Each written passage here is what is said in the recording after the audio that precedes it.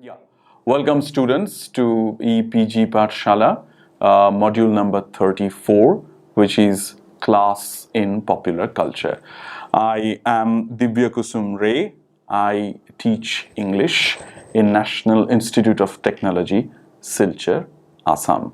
I will be delivering this lecture in order to make you understand a few elements about popular culture and class. What is popular culture and what is class, and how these two are related. Make no mistake, these two things can be combined and can give you a very specific insight into one of the most important strands of studies in humanities in this modern world, called cultural studies. In order to delineate on this particular topic, popular culture and class, we will dissect the two parts. In one part, we will be talking about popular culture. What is popular culture? And how can it be read or observed from several other critical strands? Same will happen with class. What is class? What is class according to Marxist thoughts? What is class according to post-Marxist thoughts? What are the criticisms against each class and all that? Please remember, I will not be, in the short time, will not be able to give you a very cogent description of whatever I'm talking about, but I'll be giving you enough pointers, and if you take the help of the e-texts in letter, then you'll be having a far better idea. As for the name, popular culture and class, as you can clearly see, there are two items in it. One is popular culture, the other is class. The very first question that comes to our mind is, what is popular culture and what is class? And thirdly, and the most obviously, what is the relation between the two? Popular culture, the word, let's describe it or disseminate it at first. Popular, the word, comes from Latin, popularis, which means of the people. Culture, on the other hand, can be traced back into two separate words, one Latin, other German. One is colere, Latin, which means something to protect or something to honor. And for German, it's Kultur. Now, here is an important thing in here, which I think I should mention at the very outset. Kultur, the word in German, is a Enlightenment word, which is basically 18th to 19th century word, which means something that is civilized, something that is cultivated, something that is somehow intricately related in human development in post-developmental period.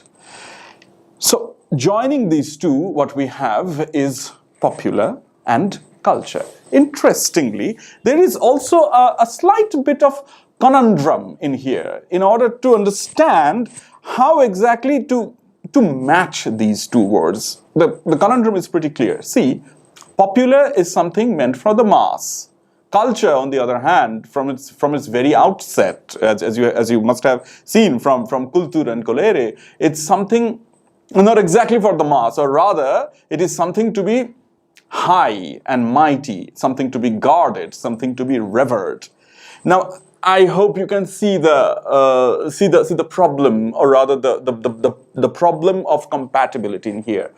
How can something that is essentially described as mass appealing be also something that should be honored and guarded and all that? So whenever we are talking about honoring or guarding or something that is civilized and everything, that must mean that it is reserved for a certain section of the society. Now, if you are feeling funny about this, if you think this is a little bit of an impasse that we somehow have reached at the very beginning of our lecture, fret not, because this is also the whole argument that has shaped the history of popular culture for let's say for at least the past 100 years, ever since the conception of popular culture came in our mind. But before that, what we need to understand is, in a more cogent way, what are the problems of marrying or matching these two terms. The first is, what is popular? For example, what constitutes the popular to be popular? Numbers? Now, is there any culture in the entire universe that can claim ultimate number from the mass? Is there any cultural existence all over the world that actually can lay its claim to reach each and every person in the world? Isn't there a difference in taste based on the groups and the, let's say, and the taste groups, consumers and stuff? Point number one. Point number two is, popular at what time? Can any cultural element be eternal? Can any cultural element be transcending the barriers of time forever and remain as popular as it was at the time of its birth? Third, and this is very important, and this is what will happen, what will come to us in the later part of this lecture as well, high and low art. Now, just give me a second to go back on this. When we were talking about, remember the first conundrum that we talked about, that popular and culture. Culture, that is something supposed to be elitist. Popular, that is something to be for the mass. Now, mass and elite bringing together. So whenever you are saying elite, there must be, you are basically assuming the existence of something high and something low. In other words, something high art and something called low art, right? So the whole question of high and low art also comes resoundingly back in the whole domain of popular culture, specifically because whenever we think of popular culture, just think about popular culture right now in your mind. For example, Bollywood movies. Is it high or is it low? Is there a certain section of people? There is a certain section of people in the society who would be looking down at Bollywood films or any popular cultural elements as such and say that this is too below their taste. That is a common occurrence over the entire world, and there is a debate that never seems to be ending. So this whole definition with demarcation between high and low art is also extremely important when we are talking about popular culture as such. And third, the next point, actually, the next maybe more important point is the formula. Again, let us take recourse to the example of Bollywood movies. Popular culture, as we understand, is codified. It is something that follows a code. There must be a formula which actually says, an equation as such, which says that there should be a specific way a culture should be represented in order to make it popular. Now, not all cultures become popular even after following the formula. So again, the whole argument of taste is coming resoundingly back to us and asking us that, how about the audience? For one section of a particular audience, something might be popular, and for the other section of the same audience, that may not be popular. So such problems always come through when we are talking about popular culture and class. But we must, for that matter, look for something of a definition of popular culture that is something more coherent and less dependent on its inherent problems in order to understand what we are. See, I mean, that is the thing. When we are talking about popular culture, we cannot actually bypass the problems of its definition. But in order to understand the problems, we need to understand the definition first. So then again, what then is popular culture after all? First, it is an ideological struggle. Yes, popular culture is an ideological struggle, as you might have understood by now. Why? Because as I told you, imagine one simple audience, X. Now, there are two sections in the audience, X1 and X2. Now, X1 thinks one particular popular cultural element called A is according to their taste. On the other hand, X2, the other section, thinks A is null and void. It is not up to their mark. Does that make the element of popular culture called A popular? Again, we have to come to the question, what is popular? Who thinks a popular is popular? Which section would be granting it enough credibility in order for it to go down into the history of popular culture as something popular? That is point number one. Point number two, and this is the first time we would be talking about a particular author and a critic here, extremely famous, Antonio Gramsci, who talks about compromise equilibrium. Antonio Gramsci was born in 1891, and he talked at length about hegemony and organic intellectualism. It's not actually important for that matter, but just for a passing reference, please know that Antonio Gramsci was a leftist critique of sociology and to a certain extent literature and politics as well. Antonio Gramsci used to believe that there is, in case of popular culture or culture as such, there is always this thing working somehow internecine called compromise equilibrium. What is compromise equilibrium? Again, imagine the previous example that I served you. One popular cultural element, A, one audience and two segments in it, X1 and X2. So X1 and X2 having different tastes. Now, if we imagine that A, a popular cultural element, somehow makes itself to be somehow, again, very important word, somehow acceptable to both X1 and X2. That is called a compromise equilibrium. Both the sides are compromising with the cultural element called A. Now, this compromise, it may come as a surprise to the audience, but let me tell you, this compromise equilibrium happens all the time in our life. I will give you a better example. How about Coke Studio?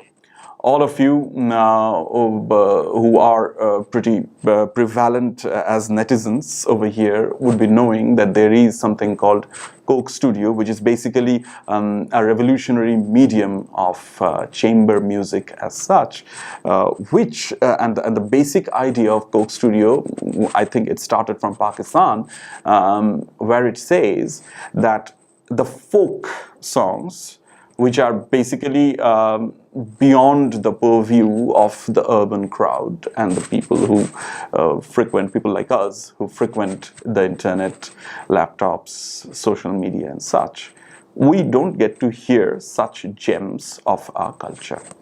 Now, Coke Studio, what it does is brings those cultures into a musical zone which is more viable to us. I'll explain myself. Western music, jazz, rock, pop, all of these, if somehow can be connected to folk and to be made into a fusion, that would be wonderful. And that's what Coke Studio does very successfully. And because of Coke Studio, so many important in their own field, folk artists and everybody has become household names. So, ladies and gentlemen, once again, we are talking about compromise equilibrium. Remember that. This is a compromise. Well, you may argue that the very intricate, original flavor of folk is lost in Coke Studio. On the other hand, you may argue that maybe it is lost, maybe it is not, but in the process, it is also gaining something, which is first, a larger audience, second, a fusion. Folk didn't imagine itself to be in a setting of chamber music where rock and pop will be played, but it is happening.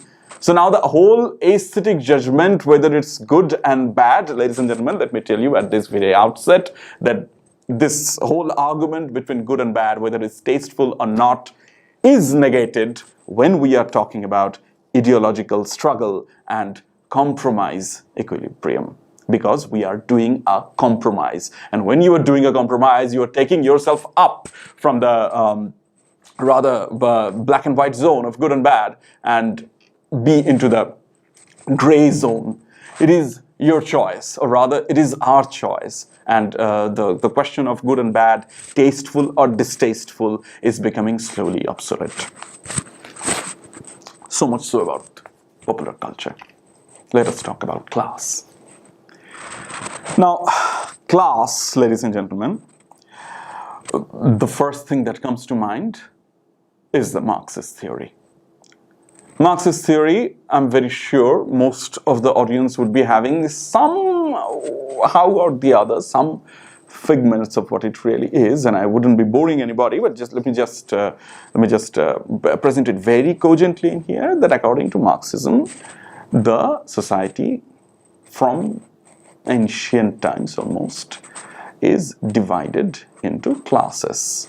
Now, two most recognizable classes rhetoric-wise, common rhetoric-wise, is bourgeois and proletariat. People who have. Now, these things are not that simple, but for cogency's sake, let's go around it that way.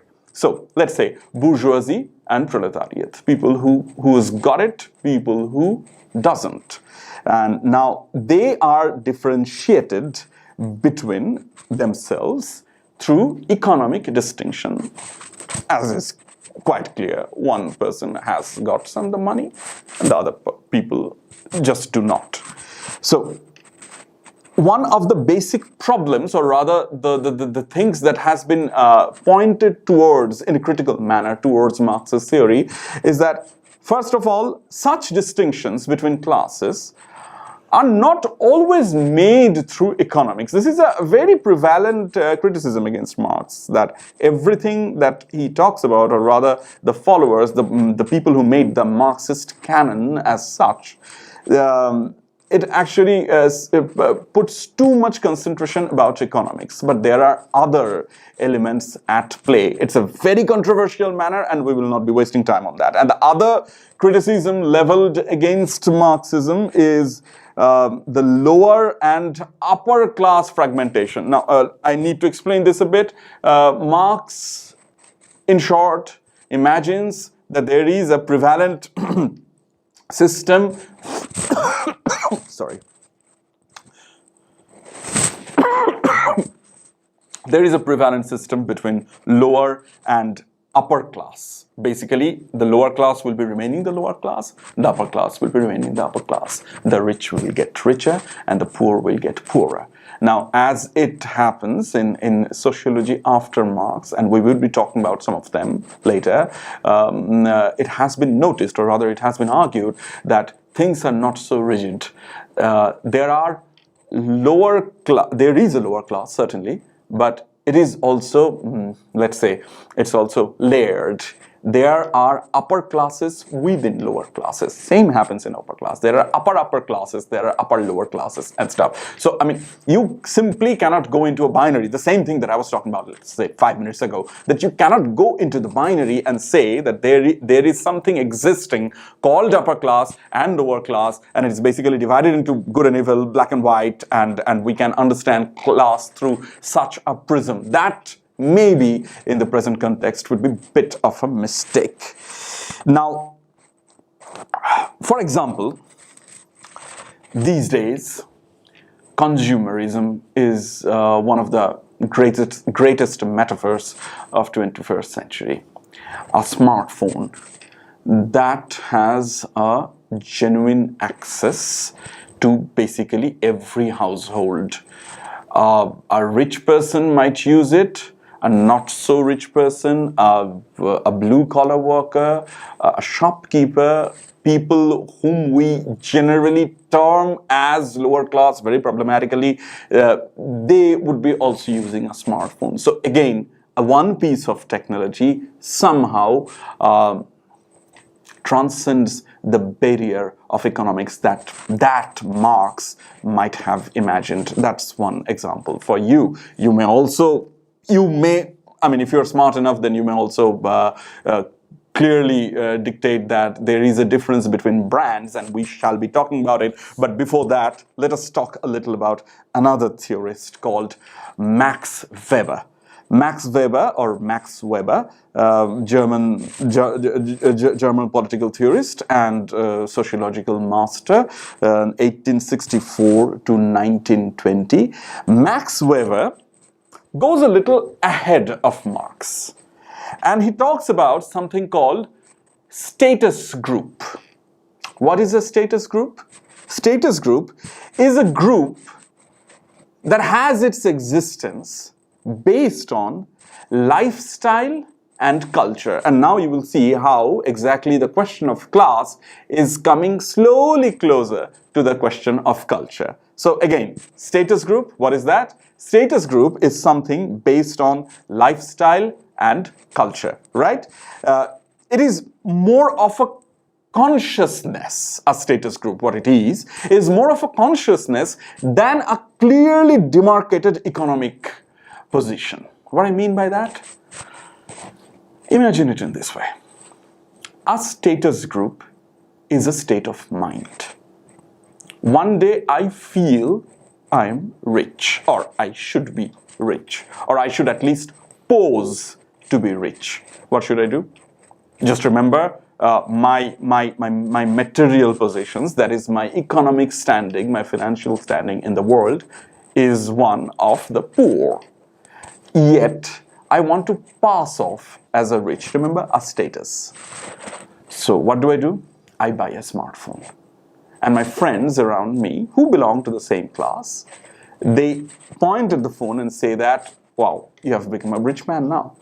You see, this is a state of mind. It actually doesn't mean that I am transcending some economic barrier, but it also means that I am projecting myself into the society as someone who does not belong to the same economic group that society otherwise will demarcate me into. You understand this? So that's it basically. So class, according to Weber, is based on ideological roots, manifestations in products, brands, and hence status. So again, to come back to the very question of class being related to popular culture, let us try to objectify our argument a bit. Popular culture and class is intricately related, as you can clearly see.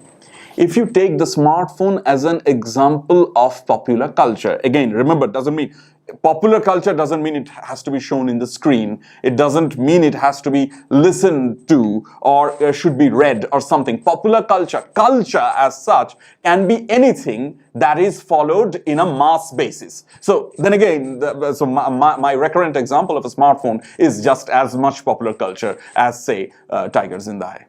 So there, popular culture and class is intrinsically related. Popular culture maintains the status quo, although giving an illusion of individuality. Why? I'll tell you, illusion is the key word in here. Again, you buy the smartphone, you try to pass off to your friends and to the world as a person not belonging to your domain, to the poor house that you live in, but does it really happen? Really is the key word here. Does it really happen?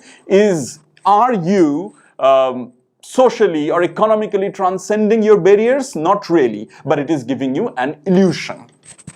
Point number one. Point number two is or popular culture, thought in that manner, popular culture is a tool of illusion, which basically deludes you into thinking something that you really are not. Or there is also another set of argument that says popular culture can also be a tool of upsetting such a system. It can also be a tool for resisting something. We shall talk about that later. Let us talk about the first part that I was talking about, popular culture and class. Popular culture giving you an illusion and asking you to forget your reality. Now that idea is propounded by one particular sociological school called the Frankfurt School that actually concentrates mostly on production and producers. Let's say in Frankfurt School there are several world famous theorists which mostly happened. This school came into existence in the modernist time, mostly in the 50s and 40s, somewhere in the 60s. Let's say Theodor Adorno, Max Horkheimer, Herbert Marcuse. We are not going into the details. Let's just talk about what really they said. Now, remember, Frankfurt School believed in the existence between high art and low art. What is low art? Low art, according to them, is popular culture.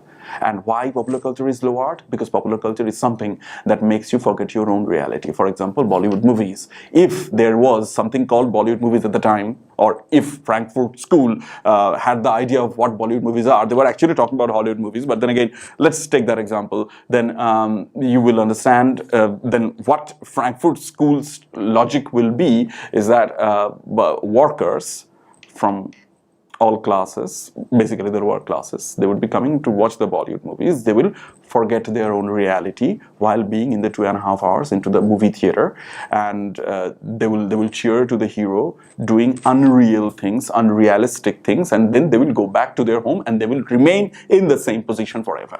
That's basically what Frankfurt School said. And so what is high art? If that is low art, then what is high art? Folk culture.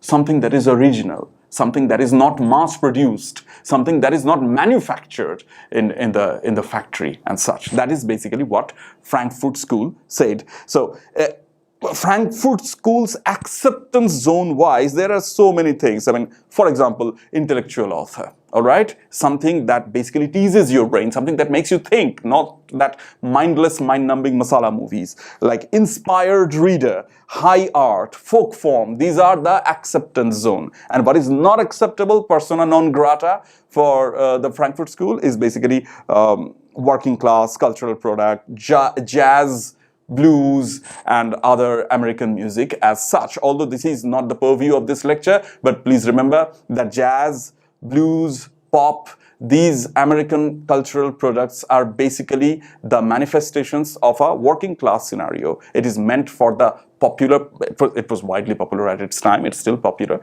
and people used to listen to it in hordes. But according to Frankfurt School, according to these very intellectual German pundits, these things are illusory and, let's say, desolate in nature. So, now, we proceed towards the criticism of Frankfurt School, because Frankfurt School didn't get away without any criticism. But the first of it was it concentrates mostly on European cultural forms, high art and low art. So high art and low art, this demarcation when it comes to popular culture, as I keep telling you, that this whole demarcation of high art and low art is generally later on problematized by several other schools like the Birmingham School. I will come to that. And the next one is does not recognize the audience anything other than a herd. Why? Because the audience, as I told you, the audience will be coming to the theater, they will be watching the movie, and they will be going back, and they will just forget their reality for 2.5 hours, and that's what Frankfurt School says is deadening. It's mind-numbing. It's mind-killing. So that is precisely what it is not. It is imagining the audience to be, let's say, just passive receptors, which is not the case. Audience thinks and audience connects with the cultural elements in its own way, which is far more complicated than what Frankfurt School might have imagined. That is, which actually brings us to our next point, the Birmingham School. That was the general consensus of the Birmingham School, which was started. One of the stalwarts of it is Richard Hoggart in 1964. But Richard Hoggart is not our purview in here.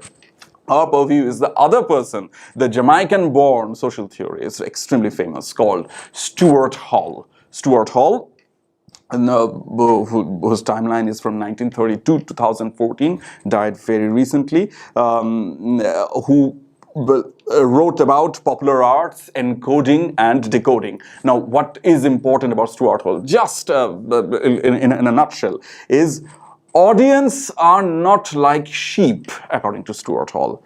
They have what is something called as active consumption. When audience is consuming a popular cultural element, doesn't matter from whichever class, they are consuming it actively. What does it mean to be active? Listen to me. Politics is prevalent in all the classes and culture, and they are fragmented from within.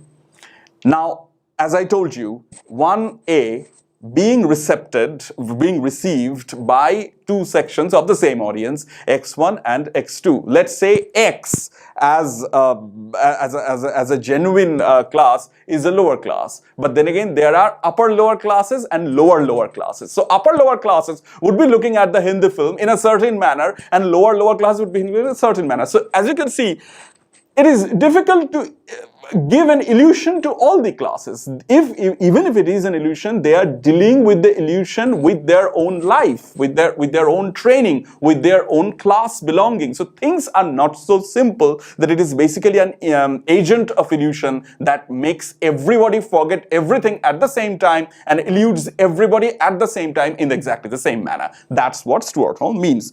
A pop culture, according to Stewart Hall, that's exactly why popular culture and power struggle is intricately related. Who is reading which culture in what manner? That actually brings up to basically the whole vista of power struggle as such. Now, the last person we would be talking about, who actually went a little ahead of Stewart Hall, although almost at the same time, not ahead, but in a different manner, is Pierre Boulez. Pierre Boulez is, he lived from 1930 to 2002, French philosopher, a very famous book called Distinction, the Logic of Practice. Pierre Boulez, again, somehow went slightly, if I may say so, slightly back towards the classical Marxist definition. How? Well, culture, according to Pierre Boulez, is a capital. What is a cultural capital? Let's say I am an elite of the society. I follow a certain lifestyle. I listen to a certain type of music, let's say jazz. Now, jazz originally was done by working class people who are extremely different from me, who actually don't look like me. They're working class. They were far more beneath me when according to social strata. But it becomes my cultural capital. The rich people listen to jazz. So it doesn't matter however it was born, in whatever scenario it was born, according to me or the people of my class, jazz becomes my status symbol. All right? That becomes not a financial capital, but cultural capital. Then another funny thing happens. It gives birth to hierarchy. Elite people is equal to jazz. Now, if I want to be elite people, what do I have to do? I'll have to imitate the elite people. So what do I have to do? I will have to listen to jazz. Doesn't matter whether I like it or not. Doesn't matter whether I choose to listen to it or not. That is what is called imitation. I'll just give you one simple example. Let's say I want to be a poser. I want to pose as a person I'm really not. What would I do? I will have to imitate somebody whom I perceive to be higher than me, and I will try to mold myself in that person's persona. What happens because of that? What happens, according to Pierre Boulez, is that I lose my originality, and there is a hierarchy, which means that if I am trying to copy the person, suppose I'm successful in copying him, does that mean that I'm being that person? Not really. I'm being an imitator, a cheaper person, not the original one. This is how hierarchy, according to cultural capital, is made in the society and amongst classes. Elites maintain superiority while others try to imitate them. That's what Pierre Boulez said.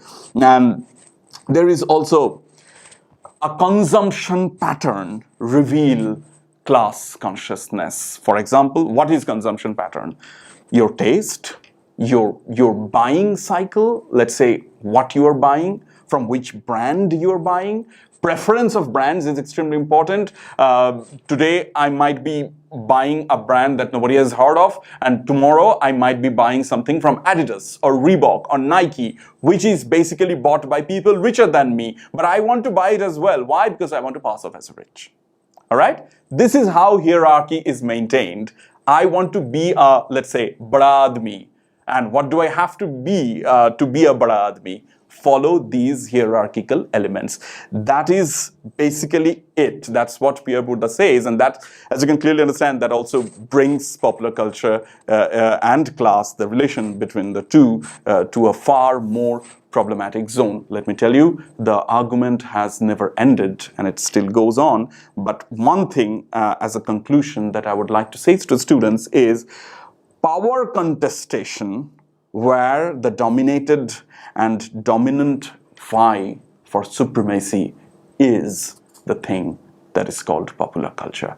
Popular culture is still in the making. The definitions, the demarcations are yet to be made, and that is precisely why, because of its, let's say, its malleable nature, its blobbish nature, that is why power contestation becomes so important, and everybody is vying for supremacy within its domain. So just to summarize whatever we have said till now, we were talking about class in popular culture. Now we disseminated the entire domain, and we talked about what is popular culture, what might be popular culture, and what might be class from different perspectives.